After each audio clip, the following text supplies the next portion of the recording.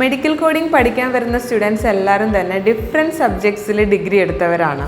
അതുകൊണ്ട് തന്നെ ഇവർ കോഴ്സ് കഴിഞ്ഞ് ഇൻ്റർവ്യൂവിന് പോകുന്ന സമയത്ത് ഇൻ്റർവ്യൂസ് പലപ്പോഴും ചോദിക്കുന്ന ഒരു ക്വസ്റ്റ്യനാണ് why did you choose medical coding എന്നുള്ളത്. നമ്മൾ വെറുതെ ഒരു കോഴ്സ് പഠിച്ചു എന്നുള്ളൊരു ഇംപ്രഷൻ അല്ല അവർക്ക് കൊടുക്കേണ്ടത്. പകരം നമ്മളുടെ ബാക്ക്ഗ്രൗണ്ട് സബ്ജക്റ്റും നമ്മളുടെ സ്കിൽസും ഒക്കെ കണക്ട് ചെയ്തുകൊണ്ടുള്ള ഒരു ആൻസർ ആയിരിക്കണം നമ്മൾ അതിന് കൊടുക്കേണ്ടത്.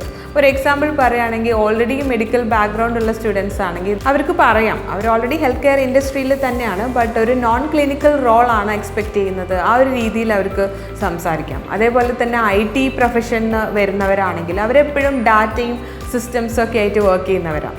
ആ സ്കിൽസ് അവർക്ക് ഇതുമായിട്ട് കമ്പൈൻ ചെയ്യാവുന്നതാണ്. മെഡിക്കൽ കോഡിംഗ് ഒരു ഹെൽത്ത് കെയർ IT ജോബാണ്.